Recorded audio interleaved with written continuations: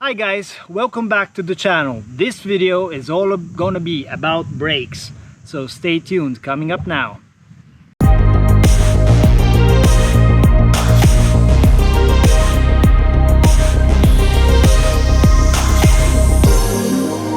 My favorite place to talk to you about brakes. So in this way we have it in front of us, but also I have written out a chart to talk to you in detail about brakes, not only about the GR4 but about what we can expect from all kinds of brakes, and what does it mean, what to look for, and what modifications could be useful and which may be harmful to your brake system. So before starting with the chart, I would just like, as usual, to put a disclaimer note. I am talking about club sport cars. And in my opinion, this means cars that are used by you as daily drivers or almost dailies, that you want to enjoy and that you want to take seldomly to the track, maybe every week, maybe once a month, or maybe a bit less. But the point is, I am not talking about race cars. And why is this so important to understand? Because race cars are totally different, even from a GR4, because of the weight, because of the cooling system they have, because of the way that they are used and maintained. It makes for completely different cars, and there's just nothing to do. So let's stick to the straight cars, see what our cars come from, not only the GRs but in general, what are the options on the market, why to choose one option over the other, and let's get right into it. So, coming with my chart here, on the left we have the two main kinds of calipers. So on cars these days we get fixed piston calipers and floating piston calipers. So the fixed piston, that is what comes on the GR4, basically stands for a caliper block that is blocked to the wheel hub, and the pistons that move from a fixed position independently, and they go and they apply pressure through the fluid that applies it to them, and they go and close in the gap between your pads and the friction surface of your disc, and therefore they brake the car. Instead, on the floating caliper, that let's say is the most cheap to produce and the most common variant you will try and find on any car out there, what happens is you only have one large piston that pulls on one side, actually pushing towards your brake pad in here, and the structure pulls back in return the other side, so the external pad. So what you get from this specific solution is a very, let's say, high average efficiency, but also you get a lot of inner pad wear. Therefore the pad that is next to the piston will wear down before the others. Still, it allows to let's say get the gaps, fill the gaps and the voids and the spaces between the caliper itself and the pads very well indeed. On the downside, it's super heavy, usually it's cast iron, and it's something like 2 or 3 times heavier than an average street-going fixed piston caliper. So this is just to get the thing straight. So when you're really tracking a car, you do want to have a fixed piston caliper, because this does make a lot of difference, not only on the pad wear but on the consistency of braking, because there are more points on the pad itself and on the actual wear of the pads. And whilst I'm on this, I'll tell you, you will read a lot about 2 piston calipers, 4, 6, 8, even 12 or 16 from companies like Tarox. So why is this? So here we have a red brake pad, and let's say that the disc is rotating in a clockwise manner. So the caliper is around your pad, the pad squeezes the disc, it brakes the car, so it generates heat. So if it's rotating in this direction, as soon as the contact patch, this is the name of the space, is over, it runs over the contact patch, you have the hottest disc point after the contact patch itself. And then while rotating 360 degrees, the disc itself will cool down and pass from hottest to hot and to warm and coolest, and then go back into the hot patch and break and return to be hottest. So there is a term like temperature run out. So this is the main reason behind the choice of how many pistons and the size of the caliper, because there is a strict direct relationship between the size intended as diameter of the whole disc and the number of pistons you want. So the general assumption from the industry nowadays is that you will be fine with any application with either 4 or 6 calipers. More pistons, I'm sorry for that. More pistons you have, more control and more even hot patch you get. But also, if you have more pistons, and I would never go over 8, let's say, okay, because it just becomes a technical impedance and the pistons are too small and they're inefficient and they could lock up more. So let's say from 4 to 8 pistons is optimal depending on the application. And why would you want 8 as opposed to 4 or 6? Because maybe you're running an SUV or a large car, a very fast car, a very heavy car that then needs a large disc. And this will enable you to use a larger contact patch to have a major and better control on that hot patch, and also to balance the temperatures on the disc. For example, some years behind, Audi, Volkswagen had a huge recall on the RS3s, the TTRSs and so, and those cars were running a 372mm semi-floating disc on a 4-piston caliper. And they had issues of all kinds.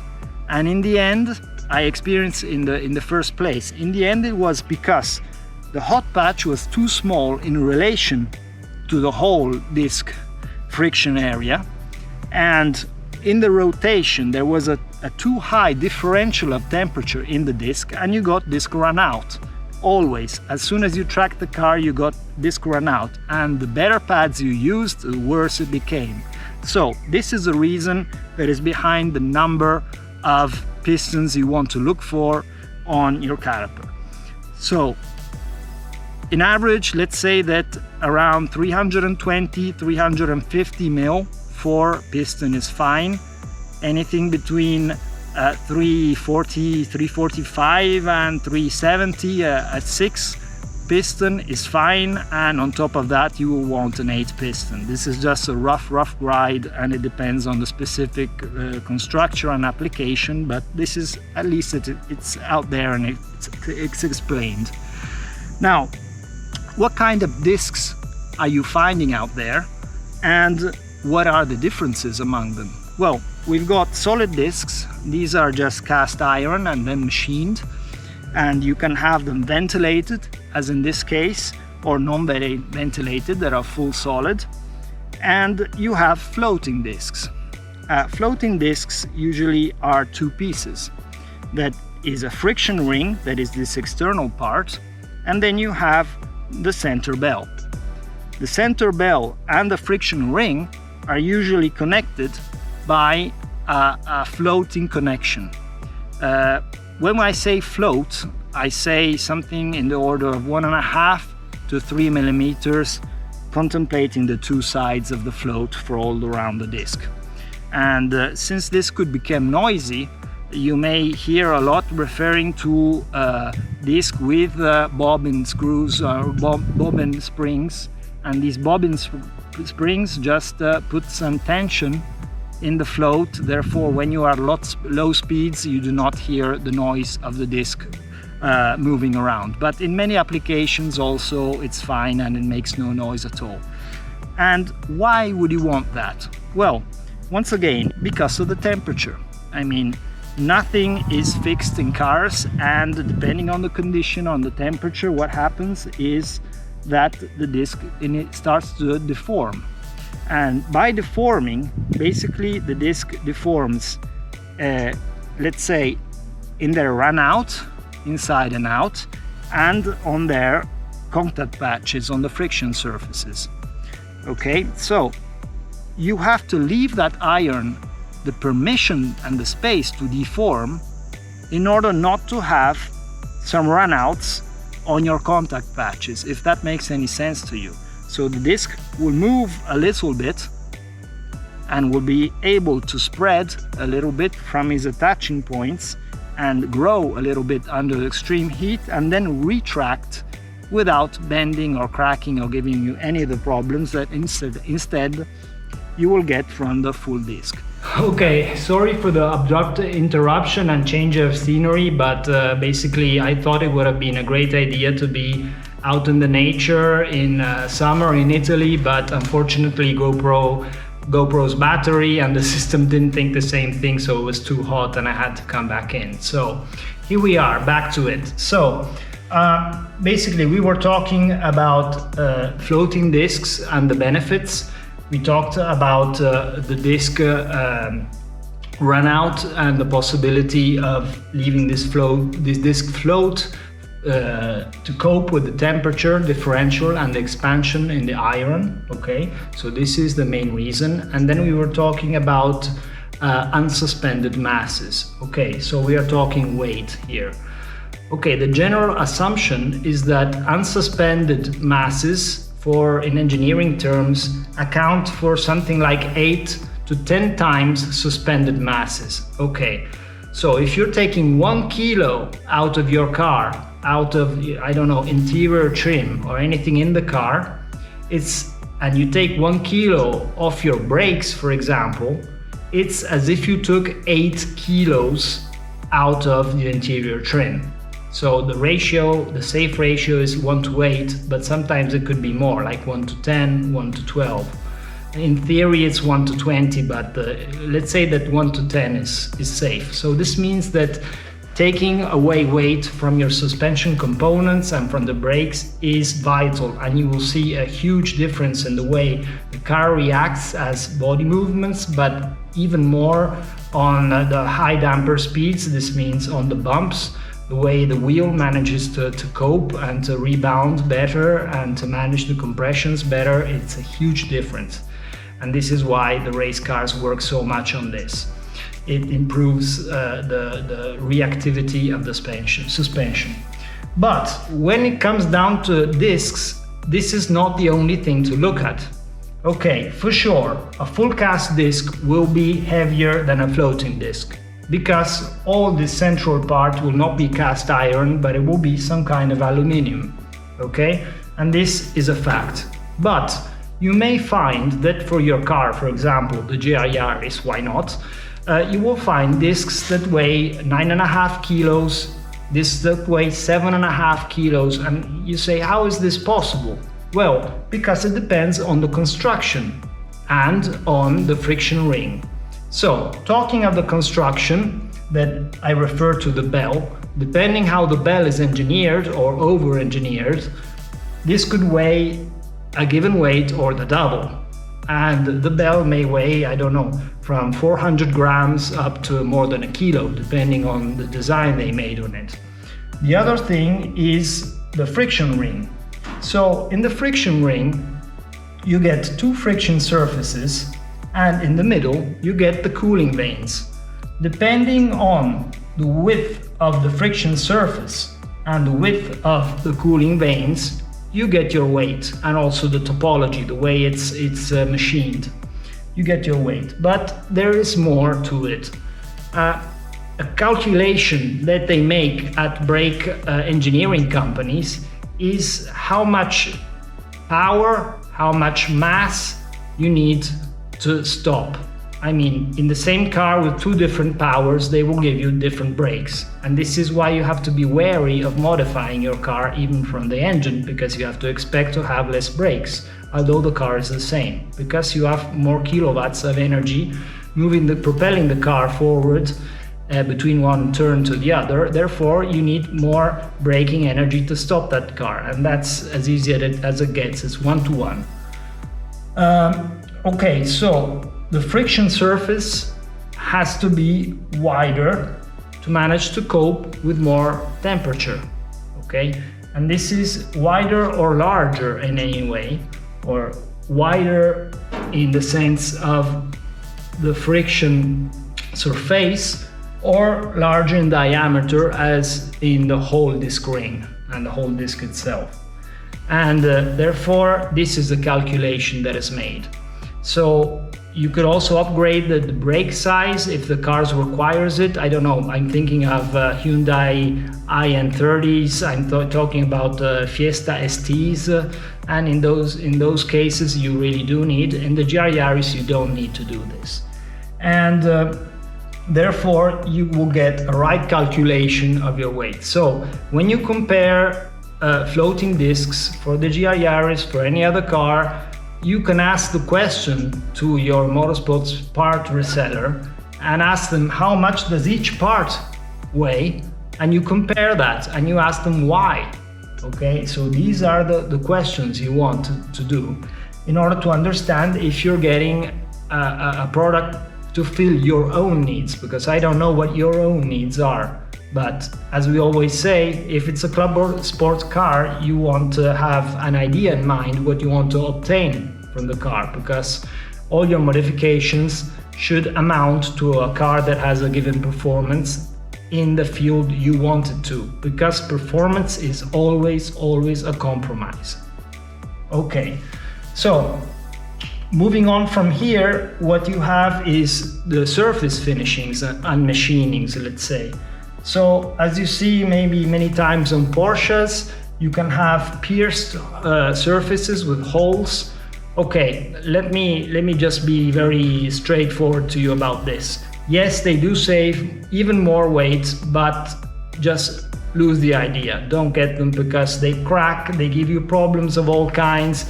The disc friction ring is less strong, it's got less material, therefore it can take less heat before it's starting to distort and all that. So just forget it. We don't want this. What you do want is machined discs and possibly C or J hook discs, or a mix of the two that is like what you see from Endless. And these are the best solution to help prevent the glazing of your friction material, your brake pads, when you're going really fast and hitting them up a lot, because this basically deglazes these machined shapes, deglaze your pads in here, and they enable also the gases that come out of the pad to evade, to get out of the disc. And you'll also be seeing that many times nowadays the machining does not go all the way to the edge. This also is to prevent disc run out and to make the discs better in time. So I would say that for the brake discs, this is more or less it, but really I would say keep in consideration what you want for yourself. Let me just do an example. Do you remember the JDM legend, the Cyber Evo? The Cyber Evo used to be a Japanese Evo with something around 900 to 1000 horsepower, and they've been for years the record holder of the time attack at Tsukuba circuit. Okay, those guys had made, together with Voltex, an incredible aero car with an incredible engine and chassis setup for that specific track, and they were running on the stock Evo calipers. I mean, this was not a matter of money. It's just that they had enough power, and they were the calipers, braking power I mean. The brake calipers were robust enough, they were light enough, and they just left the stock, and they've been record holders for years.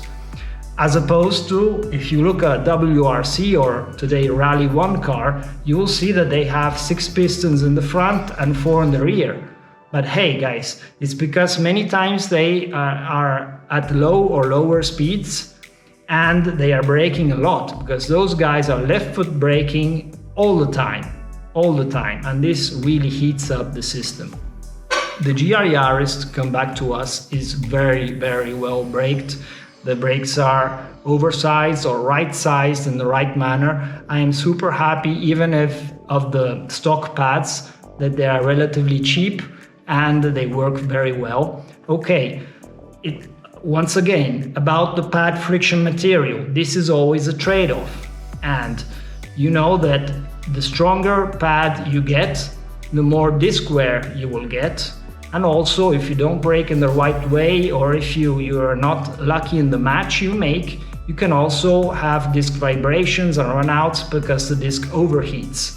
And this is another huge topic. Another big topic about braking is how you brake, you know, because you have to, I mean, I'm not here to teach you how to brake today, but there is, you know, one of the most important things of going fast is how to brake, and you have to master this, also to look after your components. Talking of aftermarket brake pad materials, okay, automotive, the industry I work in every day, is super slow, okay? No matter what you read, what you see, it's a slow industry, especially in brakes, because they haven't changed technology that much.